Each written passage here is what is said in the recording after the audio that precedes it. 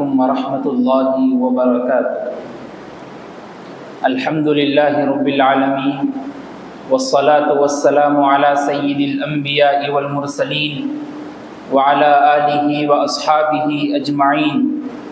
अम्मा बाद, क़ाल अल्लाहु तबारक व तआला फ़ी कलामिहिल मजीद वल फ़ुरक़ानिल हमीद। अऊज़ु बिल्लाहि मिनश शैतानिर रजीम। बिस्मिल्लाहिर रहमानिर रहीम। व अक़ीमुस्सलात व आतुज़्ज़कात व अक़रिज़ुल्लाह क़र्ज़न हसना वमा तुक़द्दिमू लिअन्फ़ुसिकुम मिन ख़ैरिन तजिदूहु इंदल्लाहि हुवा ख़ैरन व अअज़म अजरा वस्तग़फ़िरुल्लाह इन्नल्लाह गफ़ूरुर रहीम। सदक़ल्लाहुल अज़ीम। मुअज़्ज़ज़ सामिईन किराम, मुहतरम बुज़ुर्गों और दोस्तों, जिस तरह इबादत और बंदगी की इस्लाम में बहुत बड़ी अहमियत है, जिस तरह नमाज, रोज़ा, ज़कात की बहुत बड़ी अहमियत है, वैसे ही किसी की मदद करना, किसी की इमदाद करना, इन्फाक फ़ी सबीलिल्लाह, अल्लाह के राह में ख़र्च करने की भी इस्लाम में एक बहुत बड़ी अहमियत और फजीलत है। इस मिसाल से ही हमको समझ में आ जाएगा कि अगर किसी बंदे ने एक रोज़ा छोड़ दिया तो उसको चाहिए कि वो मिस्कीनों को खाना खिलाए या रोज़ा रखे। अगर रोज़ा नहीं रख सकता तो फिर मिस्कीनों को खाना खिलाया जाएगा। ऐसे ही किसी ने कसम खाई थी और कसम को मुकम्मल नहीं किया, कसम को तोड़ दिया, अब उसके ऊपर ज़रूरी है कि वो मिस्कीनों को खाना खिलाए। मालूम यह हुआ कि जैसा रोज़ा रखना अहमियत का हामिल है, वैसे ही मिस्कीनों और गरीबों की मदद करना, उनको खाना खिलाना भी अहमियत का हामिल है। इसलिए कुरान मजीद में कहा गया वअक़ीमुस्सलात व आतुज़्ज़कात, नमाज कायम करो और ज़कात दो, और आगे कहा गया वअक़रिज़ुल्लाह क़र्ज़न हसना, और अल्लाह को बेहतरीन कर्ज भी दो। भला अल्लाह को क्या ज़रूरत कर्ज की, लेकिन अल्लाह अपने नाम से बंदों की मदद करने के लिए कह रहे हैं। मुझको कर्ज दो का मतलब तुम बंदों की मदद करो, बंदों को सदका दो, उनको इन्फाक खर्च करो उनके ऊपर। वमा तुक़द्दिमू लिअन्फ़ुसिकुम मिन ख़ैरिन तजिदूहु इंदल्लाह, और इसका बदला मैं तुमको दूंगा। और कहाँ दूंगा? तजिदूहु इंदल्लाह, अल्लाह से बदला ले लेना क़यामत के दिन मैदान महशर में। अल्लाहु अकबर। इन्फाक फ़ी सबीलिल्लाह, अल्लाह के राह में खर्च करने की इतनी बड़ी अहमियत है कि एक और जगह पर अल्लाह तबारक व तआला ने इरशाद फरमाया मसलुल लज़ीना युनफ़िक़ूना अम्वालहुम फ़ी सबीलिल्लाह, उन लोगों की मिसाल ऐसी है जो अल्लाह की राह में खर्च करते हैं। कमसलि हब्बतिन अम्बतत सबअ सनाबिल, कि उन्होंने एक बीज बोया ज़मीन में और उससे 7 सुंबुलें, कलियाँ निकली। अम्बतत सबअ सनाबिल फ़ी कुल्लि सुंबुलतिन मिअतु हब्बा, और हर कली से 100 दाने निकले। तो लोगों की मिसाल ऐसी ही है। उसकी एक आसान सी मिसाल समझा दिए जाए तो बेहतर होगा कि 1 रुपया अल्लाह की राह में खर्च किया तो उसका बदला अल्लाह 700 रुपये करके देंगे। 7 गुना अल्लाह के पास उसका दर्जा बढ़ जाता है। और शान देखिए आप इन्फाक फ़ी सबीलिल्लाह करने वालों। आगे बताया वल्लाहु युज़ाइफ़ु लिमन यशा, अब अल्लाह की मर्जी है, अल्लाह जैसे चाहे, जितना चाहे, अपनी शान, अपने मर्तबे से तुमको अता कर देगा। अब अल्लाह की शान, अल्लाह तो पूरी कायनात के मालिक है, अल्लाह तो पूरे ज़मीन आसमान को चलाने वाली ज़ात है। हुवल्लाहुल्लज़ी ला इलाहा इल्ला हु अल मलिकुल कुद्दूसुस सलामुल मुमिनुल मुहैमिनुल अज़ीज़ुल जब्बारुल मुतकब्बिर, वही अल्लाह है जो सारी कायनात को चलाते हैं। वो मालिक भी है, वो पाक भी है, वो मोहब्बत करने वाले भी है, वो बादशाह भी है, वो सब कुछ है। वो अल्लाह कह रहे वल्लाहु युज़ाइफ़ु लिमन यशा, अल्लाह की मर्जी, अल्लाह अपने शान के एतबार से तुमको देगा। अल्लाह के रसूल सल्लल्लाहु अलैहि वसल्लम का फरमान भी सुनते चलें। अल्लाह के रसूल सल्लल्लाहु अलैहि वसल्लम ने फरमाया, बुखारी और मुस्लिम की रिवायत है, जब आदमी मर जाता है, इज़ा मातल इंसान, जब आदमी मर जाता है तो उसका नेकियों का आमाल का दरवाज़ा बंद हो जाता है। जब आदमी मर गया तो अब उसके नेकियां आमाल सब कुछ बंद हो गए, अब कुछ कर नहीं सकता। आगे फरमाया इल्ला मन सलासिन, हाँ लेकिन 3 चीज़ें ऐसी है जो उसके मरने के बाद भी उसके आमाल में इजाफा करते रहते, उसके नेकियों को बढ़ाते रहती है। आदमी मर गया तो अब उसके आमाल और उसके नेकियां बढ़ेंगे नहीं, लेकिन 3 चीजें ऐसी है जो उन्हें दुनिया में करके मर गया था और मरा था, तो अब उसके बाद वो 3 चीजें अगर किया तो उन 3 चीजों का बदला उसके मरने के बाद भी उसको दिया जाता रहेगा। क्या है? सबसे पहली चीज कहा गया, मिन सदक़तिन जारिया, ऐसा सदका जो उसके दुनिया से जाने के बाद भी जारी है। यानी ऐसा सदका किया था, एक मदरसा बना दिया था, यतीम खाना बना दिया, मस्जिद बना दिया था, अपनी जिंदगी में रहते हुए मस्जिद बना दिया और मस्जिद बना के कह दिया कि भाई ये मैंने अपने रुपयों और अपने माल से, अल्लाह की जो दी हुई दौलत थी मेरे पास, उन पैसों से मैंने मस्जिद बना दी, अल्लाह के लिए है, अब इसमें जो भी मुसल्ली नमाज पढ़ना चाह रहे पढ़ सकते, मेरे को कुछ फायदा नहीं है, सही अल्लाह के वास्ते मैं बना दिया मस्जिद।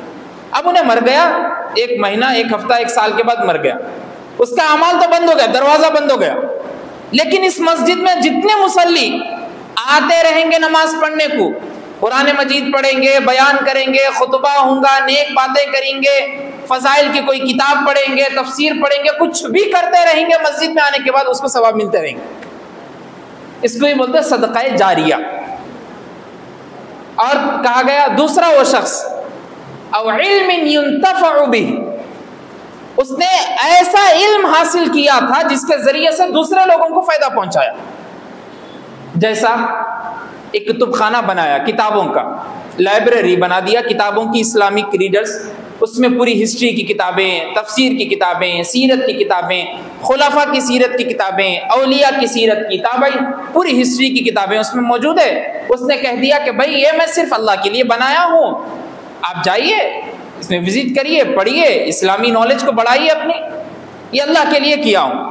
अब जो भी बंदा आते रहेगा, पढ़ेगा, उससे कुछ फायदा होगा तो उसको भी सवाब मिलता रहेगा मरने के बाद। दूसरी मिसाल उसकी, खुद आलिम था, खुद हाफिज था, किसी मकतब के बच्चे को हाफिज या आलिम बना दिया।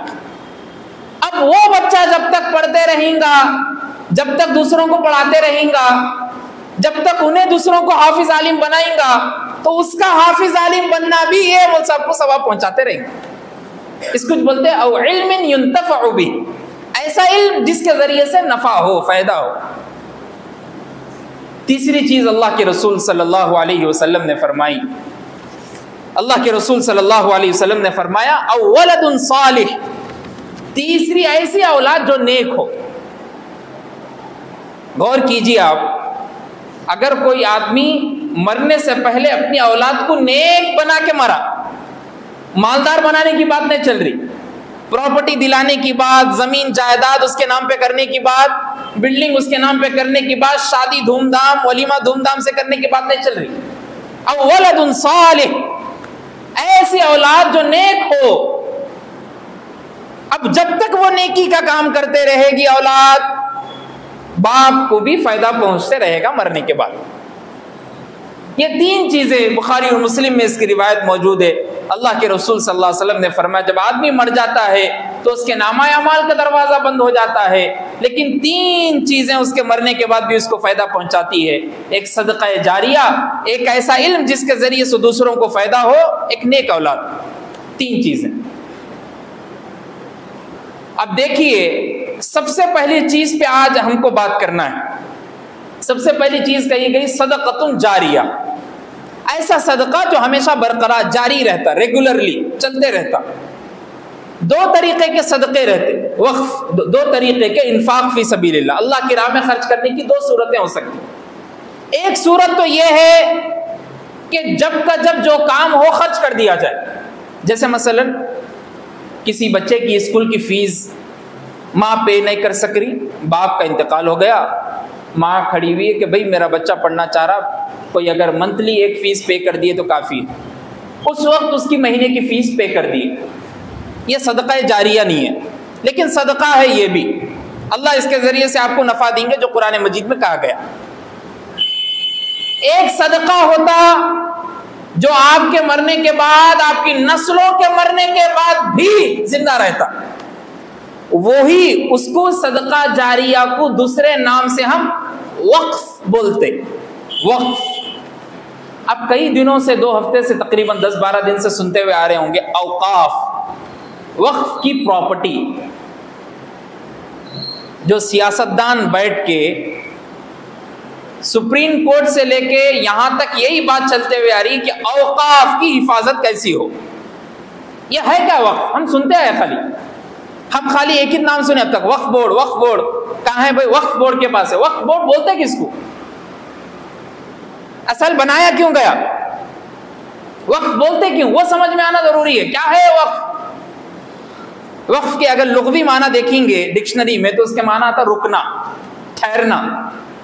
अगर इस्तिलाही माना देखेंगे तो मेरी प्रॉपर्टी, मेरी मिल्कियत, मेरी जायदाद, मेरी जमीन, मेरे कारोबार को मैं अल्लाह के राह में दे दिया।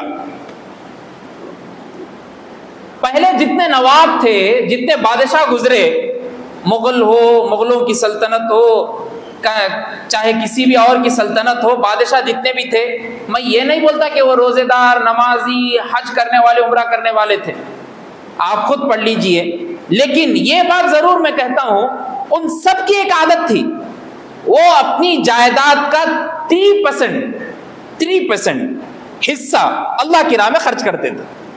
ये हर बादशाह की आदत थी। अगर किसी के पास 9 लाख रुपए है तो 3 लाख रुपए अल्लाह की राह में खर्च, बाकी के 6 लाख रुपए अपने बच्चों के वास्ते छोड़ के मरते थे, हर बादशाह।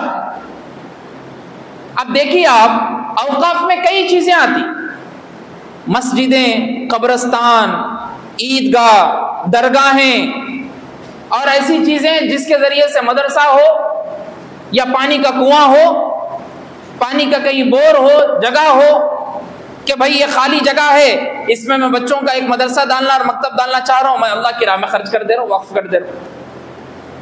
ये हर बादशाह की आदत होती। हिंदुस्तान में इतना वक्फ की प्रॉपर्टी और इतनी वक्फ के औकाफ की जगह हैं, अगर उसका पूरा इकट्ठा करके माल जमा किया जाएगा ना मंथली खाली, तो आप यकीन नहीं मानेंगे, कोई भी मुसलमान भिखारी नहीं रहेगा हिंदुस्तान में, कोई मुसलमान भिखारी नहीं रहे। अगर औकाफ की प्रॉपर्टी का सही हिस्सा, सही माल गरीब तक पहुंच जाए तो।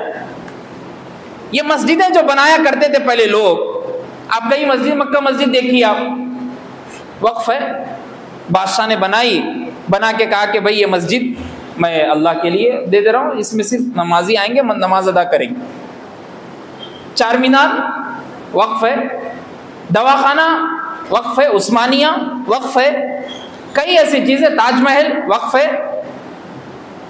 अब दिल्ली चले जाइए, दिल्ली की जामिया मस्जिद वक्फ है, कुतुब मीनार वक्फ है। अब उससे जितना फायदा हो रहा लोगों को, अब जैसा कुतुब मीनार देखने कई लोग जाते, उसकी टिकटें बिकती, चार मीनार देखने 150-200 रुपए लिया जाता। अगर उन्हें बाहर ममलकत का है, किसी और कंट्री का है, तो उससे पैसे बढ़ के लिए जाते। वो पैसा जा रहा कहाँ? क्या वो पैसा मुसलमान बादशाह जो अल्लाह की राह में वक्फ करके गया था, उसका सिर्फ एक ही एम था कि भाई इस पैसों से गरीब मुसलमानों की मदद हो जाए तो बस है। अब हमारे पास, हमारी ममलकत में, हमारी इस रियासत तेलंगाना में जितनी औकाफ की प्रॉपर्टी पे गुंडे कब्जा करके बैठे, किसी और जगह पे नहीं। इतने पेट भरे लोग हो गए, खाते खाते खाते खाते खाते खाते सब कुछ निकल गया जिस्म का, लेकिन वो पैसों का हिर्स और लालचपन नहीं निकला। इसलिए कहा जाता है कि भाई पैसा, एक माल एक ऐसी चीज है, पूरी जिंदगी भी कमाया तो मरते वक्त भी बोलता कहते काश और थोड़े पैसे होते तो अच्छा रहता था। वो पैसों की लालच कब खत्म होती मालूम? जब वो 2 पैर मट्टी में उतर जाते गड्ढे में, कब्र की, जब खत्म हो जाती। अब पैसा काम नहीं आता भाई बोल के जब समझ में आता। कई लोग ऐसे हैं अपने हैदराबाद में, मैं आपको बताता चलूं, आप चार मीनार और मदीना बिल्डिंग के अतराफ में हिस्सा में कभी आप, मैं तकरीबन कई दिनों से मैं इस टॉपिक पे बात करने से पहले मैं खुद गौर व फिक्र किया।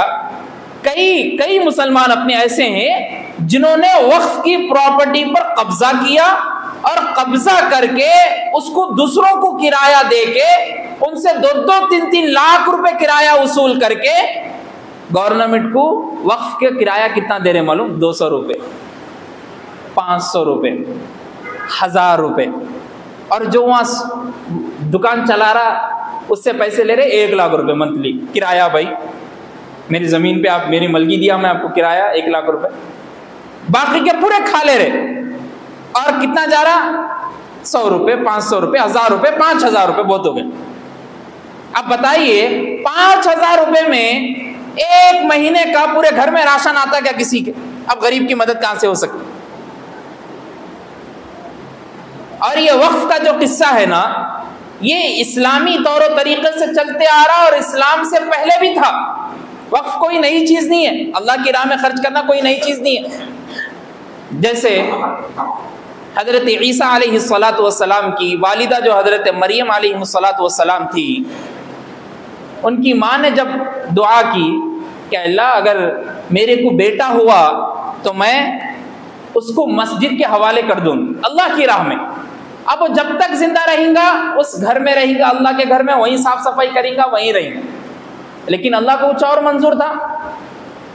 फतक़ब्बलहा रब्बुहा बिक़बूलिन हसन व अंबतहा नबातन हसना व कफ़्फ़लहा ज़करिया। अल्लाह को कुछ और मंजूर था। अल्लाह ने क्या किया? अल्लाह ने बेटे की जगह बेटी दे दी मरियम। अब परेशान माँ हन्ना परेशान कि भाई ये तो बेटी आ गई, अब मस्जिद को कैसा भेजूंगी बेटी को? फिर भी अब नियत की थी कि मैं वक्फ कर दूंगी, अब तो करना ही है। अब मस्जिद में कमरा बनाया गया। हजरत ज़करिया खालू थे, खालू को कहा गया कि आप बाप के बराबर हैं, आपका दर्जा बनता कि आप आपकी बेटी की वहीं रह के परवरिश करें, वो कमरे में रहेंगी। रात का हिस्सा जब खाली हो जाएगा तो बेटी मस्जिद में आएंगी, पूरी साफ सफाई करेंगी, फिर घर में जाकर बैठ जाएंगे। हजरत मरियम को भी अल्लाह की राह में वक्फ करे। और हजरत मरियम पूरी जिंदगी में मस्जिद में रही, इसलिए उनसे पैदा होने वाली औलाद भी हजरत ईसा अलैहिस्सलातु वस्सलाम थे, पैगंबर। अब आइए मोहम्मद रसूलुल्लाह सल्लल्लाहु अलैहि वसल्लम के दौर में, खुद अल्लाह के रसूल सल्लल्लाहु अलैहि वसल्लम, हमारे और आपके आका ताजदार बतहा मोहम्मद रसूलुल्लाह सल्लल्लाहु अलैहि वसल्लम ने भी वक्फ किया अपना पैसा देकर। जब मक्के से मदीना हिजरत करके आए, आते ही फौरन क्या करे? अपने पैसों से, अपने माल से, अपने रुपयों से, 2 छोटे बच्चे थे सहल और सुहेल, उनकी एक बाग था, जगह थी उनकी, उनको अपना पैसा माल दिए, बाग खरीदे, खरीद कर मदीने की मस्जिद के लिए वक्फ करे। ये जो मदीना आप देख रहे हैं, जो गुंबद बना हुआ है, अल्लाह के रसूल सल्लल्लाहु अलैहि वसल्लम ने मस्जिद के लिए अपनी जगह ली, अपने रुपयों से अल्लाह की राह में वक्फ किया। अब कोई माइकल इलाके नहीं बोल सकता कि खाना काबा मेरी मिल्कियत है, मदीना मेरी मिल्कियत है, मक्का मस्जिद मेरी मिल्कियत है। कोई आके नहीं बोल सकता दिल्ली की जामिया मस्जिद मेरी मिल्कियत है। कहीं इधर भी आप आसपास के एरिया में देखिए, कई दरगाहों की जगह है, यूसुफैन की दरगाह मेरी मिल्कियत है, नहीं बोल सकते। वक्फ करे वो अल्लाह की राह में। अल्लाह के रसूल सल्लल्लाहु अलैहि वसल्लम ने खुद वक्फ किया और मस्जिद नबवी की तामीर का वो हिस्सा खरीदा। अब ग़ज़वा तबूक के मौके पर आम चंदे का ऐलान करे अल्लाह के रसूल सल्लल्लाहु अलैहि वसल्लम कि भाई जिसके पास जो जो सामान हो, अल्लाह की राह में वक्फ करना चाह रहे, इन्फाक करना चाह रहे, खर्च करना चाह रहे, तो लाके दीजिए। इससे हथियार वगैरह खरीदना है, आम चंदे का ऐलान है। हजरत अबू बकर सिद्दीक ने पूरा घर खाली कर दिया और अल्लाह की राह में वक्फ कर दिया और कहा कि आप कुछ भी एक सामान भी मेरे घर में नहीं है, मैं 2 चीजें छोड़कर आ रहा हूं, 2 चीजें छोड़कर आ रहा हूं। एक सुई है जिससे आयशा कपड़े सिया करती है, और दूसरी आपकी और मेरी मोहब्बत है जो मैं छोड़ के आया, और कुछ भी नहीं। यह है वक्फ, यह है इन्फाक फी सबीलिल्लाह, अल्लाह की राह में खर्च करना। और जितना हजरत उमर रजी अल्लाह ताला ने वक्फ किया, कोई और हो अब बताइए। 23 लाख मुरब्बा मील पर हुक्मरानी है, मामूली बात नहीं है। आधी दुनिया के हुक्मरान है, कभी ये नहीं करे कि आधी दुनिया का हाकिम मैं हूं, मैं लीडर हूं, नहीं, ये पूरा अल्लाह की राह में वक्फ है। आप जाइए साउथ अफ्रीका के पूरे इलाके से फ़लस्तीन तक, जितनी ज़मीन आप बिलाद शाम और बिलाद इराक की देखेंगे वो हज़रत उमर रज़ी अल्लाह तआला ने फतह किए थे और वक्फ है, आज उससे कोई और फ़ायदा उठा। हज़रत उस्मान गनी रज़ी अल्लाह तआला के दौर में आइए, बीर रूमा का आपने कुआं खरीदा और वक्फ किया, यहूदी के कब्जे में था कुआं। अल्लाह के रसूल सल्लल्लाहु अलैहि वसल्लम ने ऐलान किया कि मदीने में एक ही कुआं है, मुसलमानों को और दूसरे लोगों को पानी पीने में तकलीफ महसूस हो रही, इसलिए कि यहूदी पानी का एक गड़ा, अगर गड़ा भी देना है भर के, एक लोटा भी देना है तो बहुत महंगे पैसों में दे रहा है। मैं ऐलान करता हूं कि जो शख्स इस कुएं को खरीद कर अल्लाह की राह में खर्च करेगा, अल्लाह इससे बेहतर अजर उसको जन्नत में देंगे। हज़रत उस्मान गनी खड़े हो गए, मैं वक्फ करने के लिए तैयार हूँ। गए यहूदी के पास और कहा क्या कीमत है बताइए भाई, मैं खरीदने के लिए तैयार हूँ। यहूदी ने कहा नहीं, मैं बेचना तो नहीं चाह रहा। हज़रत उस्मान गनी ने कहा कुछ माल जायदाद बढ़ा दो और कीमत बढ़ा दो, खरीदता हूँ मैं। अब पैसा था, माल की हिर्स आ गई, तो यहूदी ने कहा ठीक है, आधा मेरा आधा आपका। ये कैसा होगा आधा मेरा आधा आपका? तो यहूदी ने कहा एक दिन आपका कुआं, एक दिन मेरा कुआं। हज़रत उस्मान गनी ने ठीक कहा, डील हो गई पक्की, एक दिन मेरा कुआं रहेगा, एक दिन आपका रहेगा। जब खरीद लिया, पैसे दे दिए उस यहूदी को, हज़रत उस्मान गनी ने ऐलान किया मदीने में खड़े होकर, एक दिन जब मेरा रहेगा कुआं, उस दिन सबको पानी मुफ्त है, ये मैंने अल्लाह की राह में वक्फ कर दिया है। अब दूसरे दिन जब यहूदी का होता था, कोई पानी खरीदने आता ही नहीं। यहूदी खुद हज़रत उस्मान गनी के पास आए और आकर कहा ये आधा दिन का भी खरीद लो, कोई आधा भी खरीद लो भाई। हज़रत उस्मान गनी ने माल दिया, वो आधा जो कुआं था एक दिन का वो भी खरीद लिया, और हज़रत उस्मान गनी ने ऐलान किया आज से कुआं मुसलमानों का है और सब आम लोगों का है, जो चाहे इस कुएं से आकर पानी पी सकता है, फ्री में, अल्लाह की राह में वक्फ है। आज मदीने में जाइए, आप उम्रा और हज करने के लिए कभी गए अगर जियारत के लिए, तो बाज़ाब्ता तौर पर लिखा हुआ है बीर रूमा, हज़रत उस्मान गनी का नाम लिखा हुआ है, और होटल भी बनी हुई है हज़रत उस्मान गनी के नाम से, उसी के पीछे कुआं है, वो सारा वक्फ है अल्लाह की राह में, हज़रत उस्मान गनी ने किया। हज़रत अली रज़ी अल्लाह तआला ने कई जंग का सामान सहाबा को अल्लाह की राह में वक्फ किया, पैसा एक भी नहीं लिया। ये वक्फ, ये इन्फाक अब से ही नहीं, बादशाहों के दौर से ही नहीं, बल्कि अल्लाह के रसूल सल्लल्लाहु अलैहि वसल्लम के दौर से चलता हुआ आ रहा है, अल्लाह के रसूल सल्लल्लाहु अलैहि वसल्लम के दौर से पहले चलता हुआ आ रहा है। ये अल्लाह की राह में खर्च करने की बात कोई छोटी बात नहीं है। अल्लाह के रसूल सल्लल्लाहु अलैहि वसल्लम ने फरमाया जो शख्स अल्लाह की राह में खर्च करता है अल्लाह उसको सबसे ज्यादा मोहब्बत करते। आप अंदाजा लगाइए। और अल्लाह तबारक व तआला ने खुद कुरान मजीद में फरमाया, ऐ नबी आपसे लोग पूछते हैं यसअलूनका माज़ा युनफिकून, कि हम अल्लाह की राह में क्या खर्च करें, आपसे सवाल कर रहे हैं, आप जवाब दीजिए कुलिल आफ, जो कुछ भी तुम्हारे पास बढ़ के हैं वो चीजें अल्लाह की राह में खर्च कर दो, वक्फ कर दो। तो पहले के बादशाह जो लोग होते थे, मुगलिया दौर के हो चाहे कोई भी हुकूमत के दौर के खलीफा और बादशाह हो, उन लोगों का एक काम ऐसा था कि वो लोग अपनी प्रॉपर्टी में से 3% हिस्सा अल्लाह की राह में वक्फ करते थे। यह औकाफ की प्रॉपर्टी किसी की मालिकियत नहीं है, यह अल्लाह की मिल्कियत है। जब आदमी ये ऐलान करता है और नियत करता है, जब उसके दिल से नियत होती है कि मैंने ये मस्जिद बनाई, इस मस्जिद को मैं अल्लाह की राह में वक्फ करता हूं, अब ये बोलने के बाद ना उससे फायदा होने वाला ना मुतवल्ली साहब उठा सकते, ना मस्जिद बनाने वाले उठा सकते, ना कोई और उठा सकते। ये सिर्फ और सिर्फ अल्लाह की राह में वक्फ हो गया, यह अल्लाह की मिल्कियत हो गई, अब अल्लाह इसके मालिक हो गए। अब सोचो आप, किसी की एक जमीन एक बालिश के बराबर भी कब्जा कर लिए तो अल्लाह के रसूल सल्लल्लाहु अलैहि वसल्लम ने फरमाया 7 जमीनों के जैसा, अगर एक बालिश कब्जा करे किसी का, 7 जमीनों के बराबर फंदा डालकर उसके गले में कयामत के दिन तौक पहनाया जाएंगे। वजन उठा सकते हो उतना, गर्दन झुक जाएंगी, टूट जाएंगी, उतना वजनदार पहना जाएंगे और कहा जाएगा देखो इसके लिए तुम मार रहे थे, मर रहे थे, कट रहे थे, तुम्हारी नस्लों तक लड़ाई चल रही थी, ये चीजों के वास्ते लो आज तौक पहनो गले में। तो हम अल्लाह की मिल्कियत पे कब्जा करके अल्लाह के पास गासिब बन के खड़े होने को तैयार है। हमारे को मालूम ही नहीं वक्फ किसको बोलते, हमारे को मालूम ही नहीं इससे निकलने वाला फायदा किसके जुमरे में है। कई यतीम खाने हैं, कई शिफा खाने हैं, कई कब्रिस्ताने हैं, कई दरगाहों की जगह हैं, कई औकाफ की प्रॉपर्टी है, कई मस्जिदें हैं। बनाने वालों ने हर एक के लिए अपने पास उसकी नीयत थी। कोई यतीम खाने बना के गए तो उससे यतीमों को फायदा हो, कोई दवाखाना बना के गए तो उन्होंने ये सोचे कि उससे निकलने वाली जो भी चीजें रहेंगी रहने के लिए उसमें एक जगह मिल जाएंगी, वो मरीजों के लिए शिफायाब होगी। कोई मदरसा बना के गए तो उनका ये ख्वाब था, ये नीयत थी कि भाई इसमें पढ़ने वाले बच्चे रहेंगे तो मैं अपना ये जायदाद, अपनी मिल्कियत वक्फ कर रहा हूँ अल्लाह की राह में। कोई मस्जिदें बना के गए।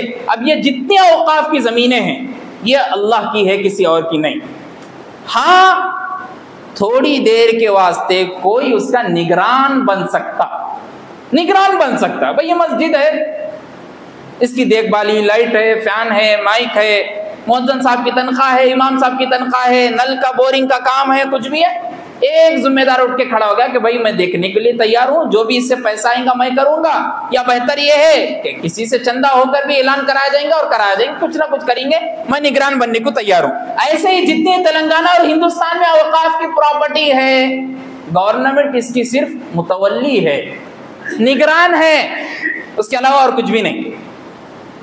अगर इससे 1 रुपया भी ज्यादा खा लिया गया तो जितने सियासी लीडर है सबको खड़ा होना है क़यामत के दिन और सबको जवाब देना है। ये जितने पूरे पेट भरे लोग हैं, खाते खाते खाते खाते इतने मोटे हो गए, इतने हो गए, इतने हो गए, अपनी औलादों को भी खिलाते खिलाते वैसे ही बना रहे, उनसे पैदा होने वाली नवासों और पोतरों को भी खिलाते खिलाते बना रहे। कभी दिल में ख्याल नहीं आया कि जमीन अल्लाह की है, कभी दिल में ख्याल नहीं आया कब्रिस्तान की जगह है, कब्रिस्तान में घर बना के बैठ गया। कभी दिल में ख्याल नहीं आया दरगाह है, दरगाह किसी और के लिए वक्फ कराया गया था, एक बनाने वाले बादशाह ने, उसके पीछे एक रूम बना के वहां पे एक बिल्डिंग खड़ा कर दिया और दरगाह से बड़ी बिल्डिंग दिख रही और कह रहा कि भाई मैं निगरान हूं इसका, मैं सब कुछ देखता हूं इनकी प्रॉपर्टी। आपको मालूम होना चाहिए, मैं थोड़े दिन पहले रिसर्च के लिए गुलबर्गा गया हुआ था। ख्वाजा बंदा नवाज गैसो दराज रहमतुल्लाह अलैह की दरगाह से जितना लोग ताउन करते चंदे का, तकरीबन उसके चलाने वाले जो मुर्शद है, मेरे को मालूम भी हुआ किसी और जगह से, कई लाख नहीं कई करोड़ रुपए वो लोग कमा रहे, कई करोड़ रुपए। अगर चाहते तो कई करोड़ कई लाखों का एक मदरसा बना के, 4-5 मस्जिदें बना के लोगों को बुलाकर वहाँ दीन का काम कर सकते थे, लेकिन कुछ भी नहीं हो रहा। वही जो पुरानी मस्जिद थी अभी भी आप जाइए, अभी भी वही बनी हुई, कोई नई तामीर नहीं हुई। इसलिए मुअज़्ज़ज़ दोस्तों, हमें इस बात का जानकारी और इस बात का इल्म होना चाहिए कि औकाफ क्या है, वक्फ क्या है। तकरीबन ये जो वक्फ का लॉ और कानून है, ये लॉ और कानून 1954 ईस्वी में बना था। एक लॉ बनाया गया, लॉ बना के कहा गया कि भाई हर एक की वक्फ का अलग अलग प्रॉपर्टी है। सिखों की एक वक्फ बोर्ड अलग है, अपने बिरादरान वतन का वक्फ बोर्ड अलग है, उनके जो पहले के महाराजा थे उन लोगों ने उन लोगों की धर्म और उन लोगों के मंदिरों के लिए वक्फ किया। जैसे हम मस्जिद के लिए हमारे बादशाहों ने किया, वैसे उनके मंदिरों के लिए किया गया, उनका वक्फ बोर्ड बनाया गया। हमारी वक्फ बोर्ड अलग इस्लामी हुकूमत के तर्ज पर बनाई गई।